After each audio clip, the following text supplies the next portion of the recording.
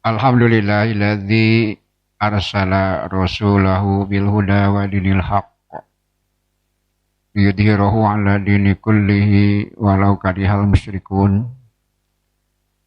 Asyhadu an la ilaha illallah wahdahu la syarikalah wa asyhadu anna Muhammadan abduhu wa rasuluhu amma ba'du. Faqala Allah ta'ala fil Qur'anil Karim, a'udzu billahi minasyaitonir rajim. Bismillahirrahmanirrahim. Alhamdulillahi rabbil alamin. Ar-Rahmanir Rahim. Maliki yaumiddin. Iyyaka na'budu wa iyyaka nasta'in. Ihdinas siratal mustaqim. Siratal ladzina an'amta 'alaihim ghairil maghdubi 'alaihim waladdallin. Anak-anakku sekalian, para santri baru Pesantren Persatuan Islam 31 Banjaran, baik tingkat sanawiyah ataupun mu'alimin, sekaligus para santri yang baru naik dari kelas 2 ke kelas 3, baik sanawiyah ataupun mu'alimin, juga semoga ikut mendengarkan pula para alumni Pesantren Persatuan Islam 31 Banjaran. Dalam pembukaan ta'aruf, saya sengaja sampaikan surat Al-Fatihah. Mudah-mudahan dengan itu menjadi wasilah kita mendapatkan berkah Allah Subhanahu wa Ta'ala, dan semoga semua yang direncanakan berjalan dengan lancar.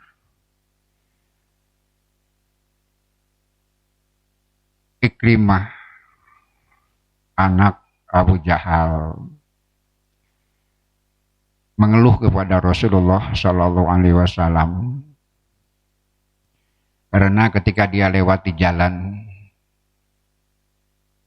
orang-orang Madinah berkata, "Hadza ibnu aduwillah." Mereka menunjuk kepada Ikrimah, itulah anak musuh Allah. Ketika mendengar keluhan Ikrimah itu, maka Rasulullah SAW mengumpulkan orang-orang, kemudian beliau berdiri dan menyampaikan. Kata beliau, "An-nasu ma'adin, kama'adinil fiddati wadzahabi, iyaruhum bil jahiliyati, iyaruhum bil Islam idza faqahu." Sebuah ungkapan yang sangat adil, kemudian ungkapan yang sangat ilmiah. Kata Rasulullah SAW, manusia itu ibarat barang tambang, seperti logam mulia, emas atau perak. Yang terbaik di zaman jahiliyah, dia akan jadi yang terbaik ketika sudah ada di dalam Islam. Tapi idza faqahu, itu yang nanti kita catat sebagai poinnya, idza faqahu. Namun sebelum itu, dari sabda Rasulullah SAW, beliau mengatakan, iyaruhum fil jahiliyati, orang yang terbaik ketika masa jahiliyah, berarti ada potensi kebaikan di manusia walaupun dalam keadaan jahiliyah. Ketika tidak dalam Islam, ketika jauh dari tuntunan, dia punya kebaikan, dia punya potensi kebaikan. Apa yang dimaksud? Allah memberi potensi kepintaran, intelektual, pengertian, dan semua perangkat rohani di dalam diri kita. secara manusiawi diserahkan kepada setiap manusia. Karena dia Rabbul Alamin, dia Ar-Rahman. Jadi Abu Jahal yang nama lengkapnya adalah Amr bin Hisam, itu namanya. Kemudian kunyahnya Abul Hakam. Kemudian lakobnya Abu Jahal. Namanya Amr bin Hisam. Kunyahnya Abul Hakam, bapaknya Al-Hakam. Kemudian gelarannya Abu Jahal. Dalam bahasa yang lebih populer, dedengkotnya orang jahiliyah. Itu adalah lakob. Berarti gelaran atas sifatnya, atas perilakunya. Kalau Abul Hakam itu berkaitan dengan nasabnya. Ada yang kepada bapak, ada yang kepada anak. Namanya kunya. Di Abu Jahal ada yang baik. Ada potensi kebaikan. Itu yang dikatakan Rasulullah SAW. Seringkali kita mendapat pertanyaan, kenapa negara-negara Yahudi maju? Kenapa Amerika maju? Kenapa negara-negara Eropa jauh mendahului kita? Bahkan sekarang, kenapa Jepang maju? Kenapa Korea maju? Kenapa Singapura maju? Itu sama dengan pertanyaan, kenapa Abu Jahal pinter? Kenapa Abu Jahal dia punya kekuasaan? Kenapa Abu Jahal itu intelek? Kenapa Abu Jahal itu ahli sastra? Memang Allah memberikan itu sebagai Ar-Rahman. Dia tidak berkaitan dengan keimanan, tapi dengan Rabbul Alamin.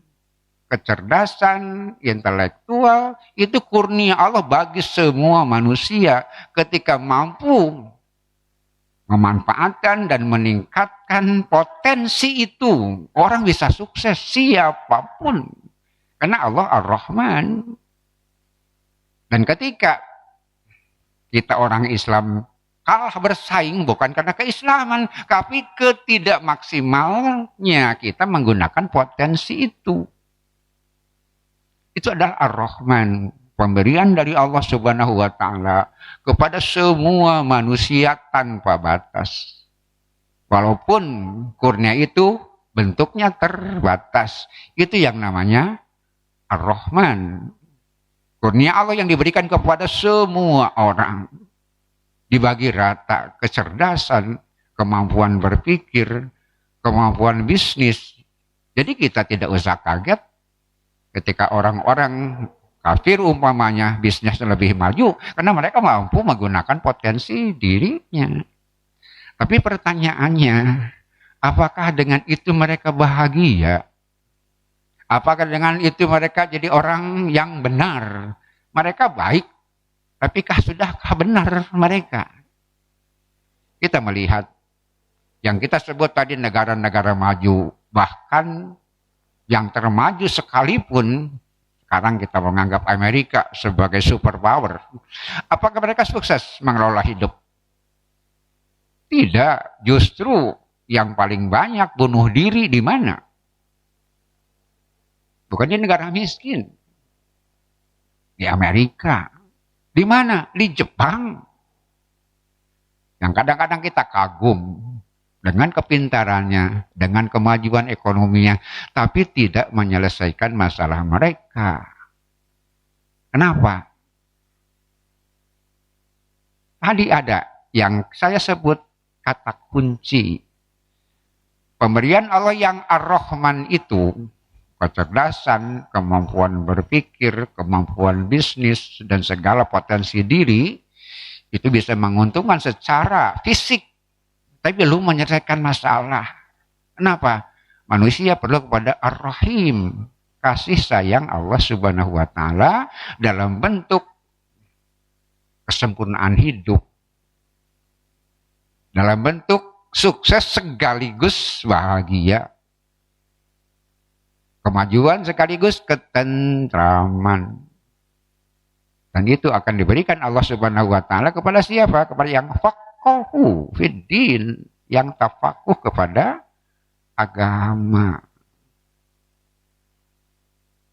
Jadi kebenaran atau kebaikan belum tentu jadi kebenaran kalau tanpa rambu agama, tanpa pengetahuan agama. Kita ambil contoh sederhana saja. Senyum itu baik. Murah senyum itu baik. Apakah jadi baik kalau tanpa rambu-rambu? Kita punya istri cantik, punya anak cantik, bapak-bapak, orang tua santri, punya anak yang cantik, murah senyum, apa itu baik? Bahkan dalam kebaikan pun jadi keburukan kalau tanpa rambu-rambu. Itu sebabnya pemahaman terhadap agama itu yang akan menjadikan sesuatu jadi benar-benar baik. Kemajuan jadi benar-benar jadi sesuatu yang menguntungkan apabila pakai rambu-rambu agama. Dan itu adalah tujuan kita sekalian. Kalian masuk ke pesantren ini, kalian belajar di sini sudah pilihan tepat. Bapak-bapak, ibu-ibu telah menyerahkan, mengirimkan anaknya untuk sekolah di sini. Itu sudah pilihan yang tepat. Kenapa? Karena kita tidak hanya mengharapkan kesuksesan dunia, tapi ketentraman dunia, akhirat, kemuliaan dunia dan akhirat. Untuk jadi pintar, banyak sekolah. Untuk jadi pintar, banyak lembaga. Tapi untuk hidup dengan tuntunan Allah dan Rasulnya, barangkali itulah sebabnya bapak-bapak, ibu-ibu, dan anak-anak sekalian memilih sekolah di sini. Kenapa? Sekolah ini ingin membentuk orang-orang yang cerdas di dalam ilmu pengetahuan, yang mampu bersaing di dalam persaingan pengetahuan. Tapi juga sekaligus dia mampu menjadikan pengetahuan itu, keintelekan itu, ilmu itu jadi sumber kebahagiaan dunia dan akhirat. Allah Rabbul Alamin memberikan semua potensi kebaikan secara Ar-Rahman tanpa batas karena dia Rabbul Alamin. Tapi di sisi lain Allah memberikan puncak dari kebaikan, yaitu kasih sayang Allah yang akan memberikan kebahagiaan dunia, kebahagiaan akhirat. Itu diberikan orang-orang tertentu yang mampu mendekati tuntunan Allah Subhanahu wa ta'ala. Ihdinas siratal mustaqim. Cuma ke sana. Dengan jalan itu kita akan mendapatkan Ar-Rahman sekaligus Ar-Rahim. Siratal mustaqim.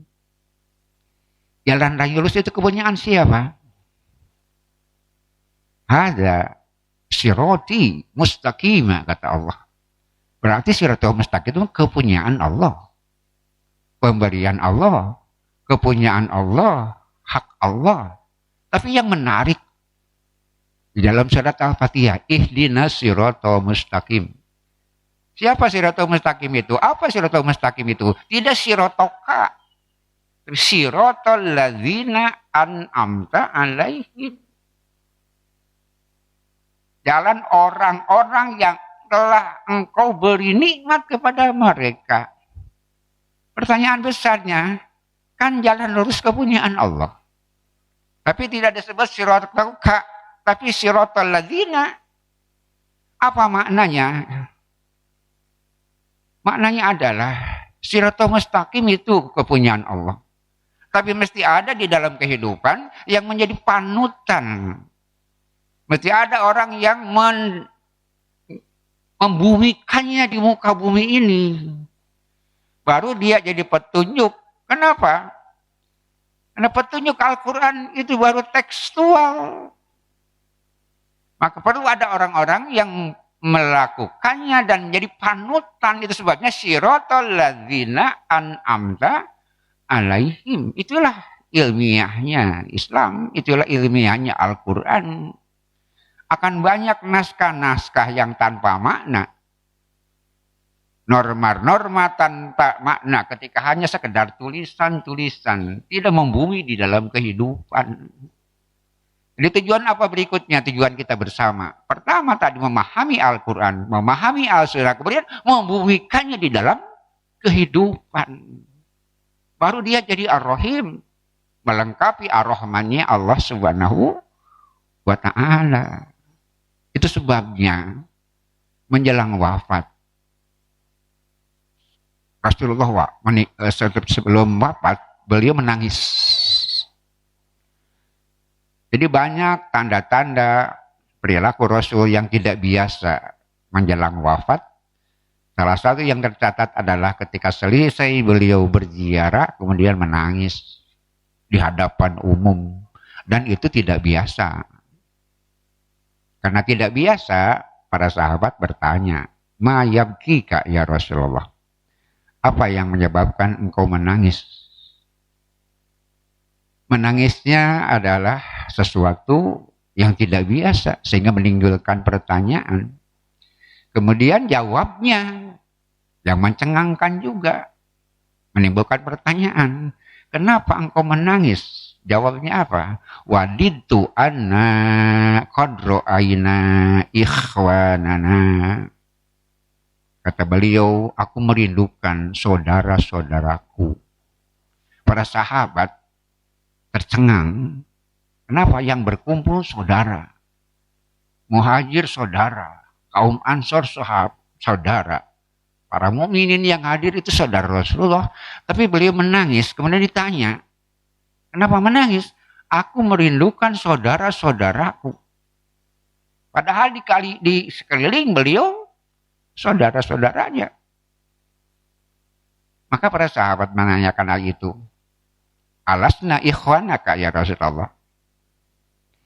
Bukankah kami sekalian saudara-saudaramu wahai Rasulullah? Rasul mengatakan, antum ashabi. Kalian sahabat-sahabatku. Ikhwani lam ya'tu ba'du. Saudaraku belum datang. Dia tidak hadir sekarang.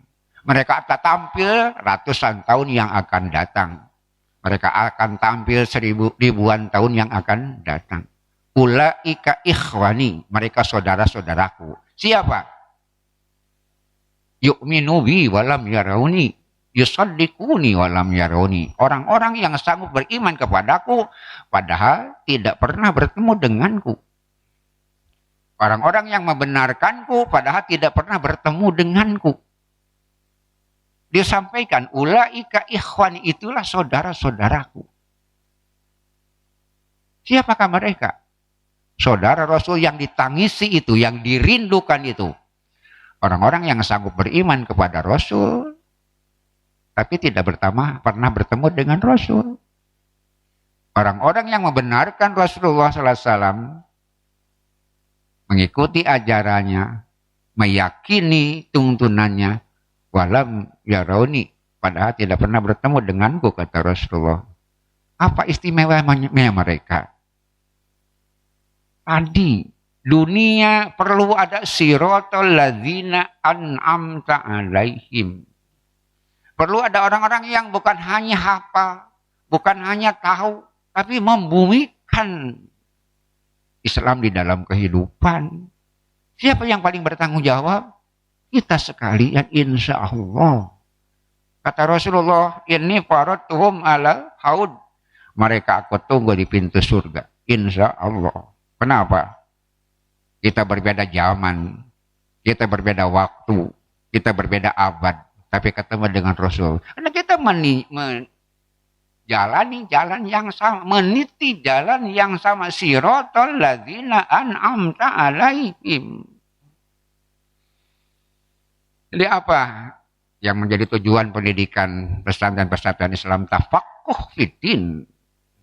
Apa tafaqquh fiddin? Bukan sekadar memahami, tahu ilmu agama, tapi juga mampu membumikan di dalam kehidupan. Para orang tua santri, insya Allah, kami akan upayakan apa-apa yang bapak-bapak, ibu-ibu harapkan, tapi tentu saja membumikan Islam tidak di sekolah, tidak hanya di sekolah. Itu sebabnya kerjasama sekolah, pesantren dengan rumah tangga itu tidak bisa dipisahkan. Kita diingatkan dengan musim COVID ini bahwa peran orang tua santri dengan pesantren untuk bekerja sama menyampaikan program-program pendidikan sudah terbukti menjadi kata kunci. Dan sebetulnya itu sekedar pengingat saja. Kenapa? Pada akhirnya bapak-bapak, ibu-ibu sekalian tidak bisa mengandalkan pesantren untuk tafakuh fiddin. Tapi tafakuh fiddin adalah kerjasama. Di sekolah diajarkan hukum-hukum, rambu-rambu kehidupan, diajarkan Al-Quran, tiap pagi mereka baca Al-Quran. Dia belajar hadis, di sisi lain belajar ilmu pengetahuan yang tadi disampaikan untuk persaingan kehidupan. Diajarkan semuanya. Tapi sekolah saja belum cukup. Ketika mereka baca Quran di sekolah, seyogyanya di rumah dilanjutkan. Ketika mereka belajar hadis tentang sholat wajib, sholat sunat, sholat tahajud, membumikan dalam kehidupannya di rumah masing-masing. Maka marilah kita menyatukan cita-cita kita, harapan kita, mudah-mudahan menjadi jawaban atas yang Nabi harapkan menjelang wafat. Waditu anna qadru aina ikhwanana. Hakikatnya beliau menunggu yang melanjutkan siratal ladzina an'amta alaihim itu. Itu sebabnya jawabnya tidak sirotoka, tapi siratal ladzina an'amta alaihim dalam makna bahwa syariat, hukum-hukum Islam bukan sekedar sebagai naskah-naskah tertulis, bukan bacaan-bacaan di literatur, tapi dia harus dibumikan di dalam kehidupan. Itulah sebetulnya dakwah yang paling berhasil, bukan pidato, bukan sekedar baca kitab. Dakwah yang paling berhasil adalah membumikannya sehingga orang tahu mana jalan lurus itu. Itulah orang-orang lakukan, orang-orang pilihan lakukan, saudara-saudara Rasulullah lakukan. Anak-anakku sekalian, silahkan kalian bermimpi jadi apa. Dan kita tidak tahu kalian akan jadi apa. Kenapa?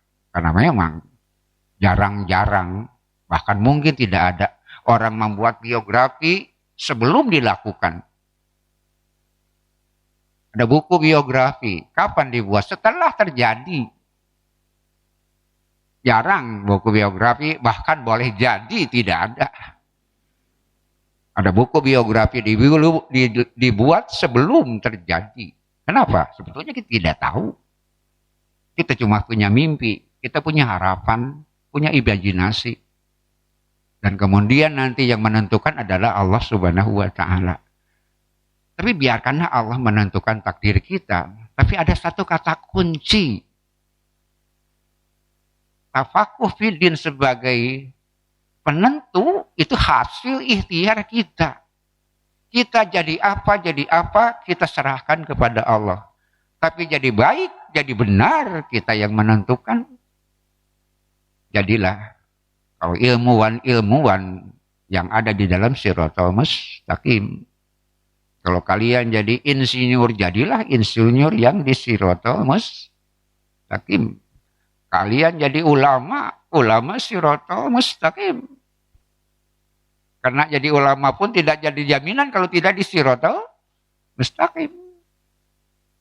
Jadilah saudagar-saudagar, pengusaha-pengusaha yang ada di dalam Shiratal Mustaqim. Silahkan berpikir, membayangkan masa depan kalian. Tapi sebaiknya semakin lama mimpi itu harus semakin jelas. Tapi sekali lagi, jadi apapun kita, cuma Allah yang menentukan. Tapi jadi baik, jadi tidak, itu ada ikhtiar kita sekalian. Itulah pesantren Persatuan Islam. Itulah upaya ibu-ibu dan bapak-bapak sekalian. Untuk menjadikan mereka paham pada agama, jadi apapun mereka, dia akan jadi kebaikan dunia dan kebahagiaan di akhirat.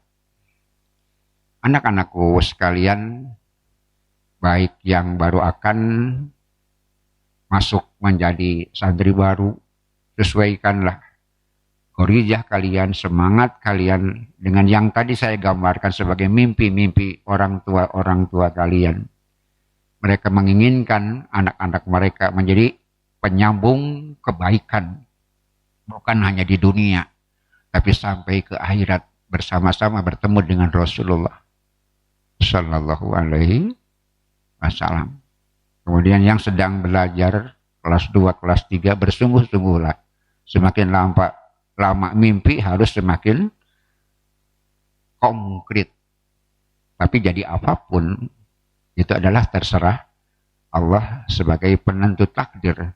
Tapi ada kata kunci, jadi apa, itu adalah takdir Allah. Tapi bagaimana, itu adalah pilihan kita. Ada takdir ikhtiari, di samping ada takdir makfuri. Kemudian saya amanatkan kita sekarang tidak dalam kondisi aman. Mesti ada kehati-hatian, kita mesti ada kewaspadaan. Karena sekarang dalam kondisi yang tidak menentu. Sampai-sampai hari Jumat, Dirjen WHO seolah-olah angkat tangan. Pandemi ini sudah tidak terkendali. Di dunia sudah 11,8 juta yang tertular. Yang meninggal dunia sudah 544.000, setengah juta lebih.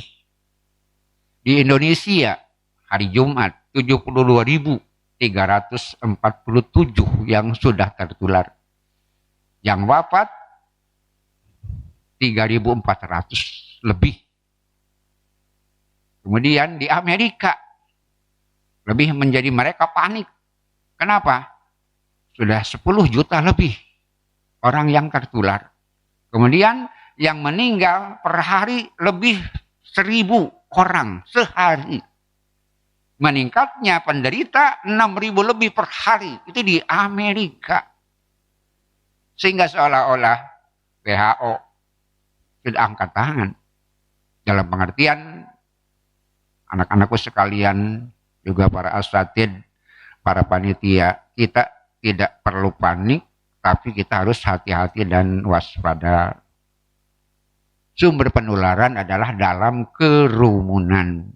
Kerumunan yang akan menciptakan klaster baru. Di semua tempat seperti itu. Lebih banyak kerumunan, lebih banyak yang tertular. Itu sebetulnya sebabnya tatap muka itu ada sedikit risikonya. Kenapa? Harus mengikuti rambu-rambu dengan disiplin. Jaga jarak. Yang ideal 2 meter.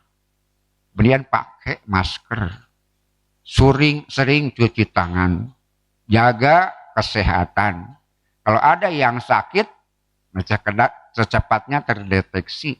Kenapa? Orang yang berpenyakit lain itu akan lebih rentan ketika terkena virus. Penyakit penyerta. Karena itu hiduplah dengan cara yang sehat. Makanlah yang bergizi. Hiduplah dengan sehat. Bangun lebih pagi. Subuh sudah bangun. Pada Isya langsung tidur. Supaya pola hidup yang diajarkan Rasul kita lakukan. Itu akan memperkuat antibodi kita. Memperkuat daya tahan kita. Kita tidak usah panik.